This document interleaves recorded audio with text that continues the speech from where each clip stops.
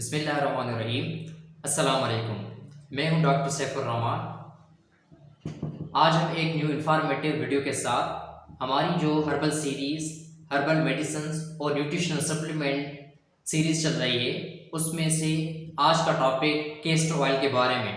Castor oil क्या है, रोगन एरंडी क्या है और रोगन एरंडी के क्या असरात हैं हमारे बॉडी पे, और रोगन एरंडी क्या करती है और उसके नुकसान क्या हैं, और हमारी बड़ी उम्र वाली जो दादियाँ और नानियाँ होती थी वो बच्चों को रोगन एरंडी पेट साफ करने के लिए जो देती थी वो कैसे काम करती थी और वो क्यों देती थी, चलिए हम आपको इस वीडियो में बताएंगे। रोगन एरंडी जहाँ से मिलती है वो एक पौधा होता है जिससे रेसिनस कम्युनिस के नाम से जाना जाता है। वहाँ के जो बीज होते हैं वहाँ से केस्टर ऑयल को हासिल किया जाता है। रोगन एरंडी आपके मैदा और आंतों पे बहुत असर दिखाती है।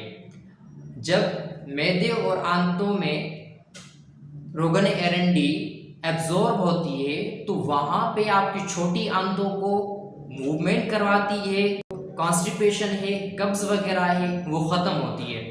दरअसल रोगन एरंडी लेक्सेटिव के तौर पे, कॉन्स्टिपेशन के तौर पे इस्तेमाल होती है, और जब कब्ज होती है बच्चों को तो इसलिए उसमें इस्तेमाल होती है। रोगन एरंडी के बहुत और भी कमालात हैं, उसमें से बहुत से फार्मास्यूटिकल कंपनीज होती हैं या बहुत से जो भी लुब्रिकेंट्स बनते हैं या जो भी सोप्स बनते हैं या कॉस्मेटिक्स के आइटम्स बनते हैं, उसमें इस्तेमाल होने वाली रोगन एरंडी जिसे केस्टर ऑयल कहा जाता है वो इस्तेमाल होती है। रोगन एरंडी आपके बालों, आपके नाखूनों पे भी इसके असर, जिस्मानी तौर पे इसके इस्तेमाल हैं, इसलिए रोगन एरंडी को बहुत सारी चीज़ों में भी मिलाया जाता है। लेकिन हमारा टॉपिक कॉन्स्टिपेशन के बारे में, कब्ज़ के बारे में है। हमारी बड़ी उम्र की दादियाँ, नानियाँ जो भी होती थी वो बच्चों को पेट साफ करवाने के लिए रोगन एरंडी देती थी।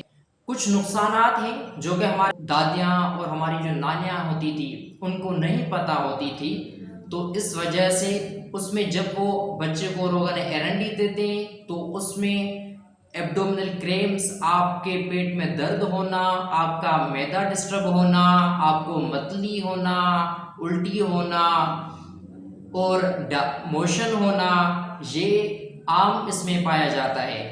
उसके बावजूद जब भी कोई फीमेल या कोई भी पेशेंट प्रेगनेंसी जिसको हो और प्रेगनेंसी में इस्तेमाल नहीं करवाते हैं, उसमें प्रिकॉशंस हैं, उसमें एहतियात करना पड़ता है, क्योंकि आपके जो यूट्रीन है वहाँ से ब्लीडिंग करवा सकती है, आपके बच्चे को आपके कंजनाइटल डिसऑर्डर्स, कंजनाइटल डिजीज़ काज करवा सकती हैं। इस वजह से भी केस्टर ऑयल को नहीं इस्तेमाल करना चाहिए।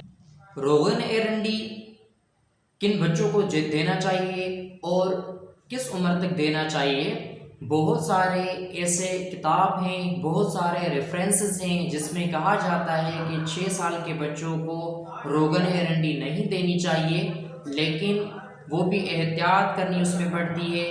इस वजह से जब भी आप बच्चों को कॉन्स्टिपेशन, कब्ज़ के हवाले से दें तो उसमें 5 से लेकर 15 ml आप डोज दे सकते हैं।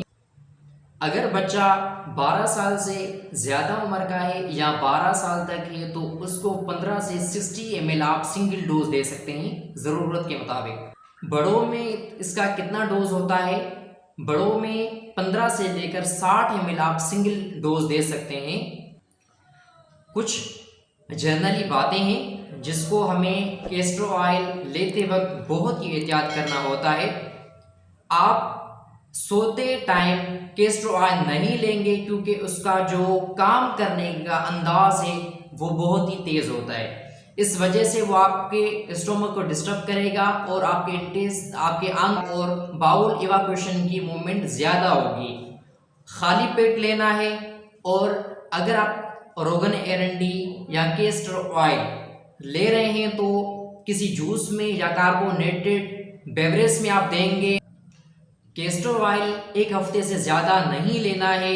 जब आपके पेट में दर्द हो, मतली की सूरत हाल हो, उल्टी हो या तो रेक्टल ब्लीडिंग हो, उसमें आप नहीं देंगे।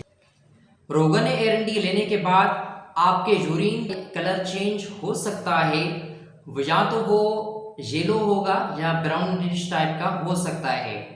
अगर आपको हमारी वीडियो पसंद आई हो या आपको कोई भी इसके हवाले से सवालात हो तो आप कमेंट्स में हमें सवालात कर सकते हैं। हम आपके सवालात के मुंतज़िर रहेंगे। बहुत शुक्रिया।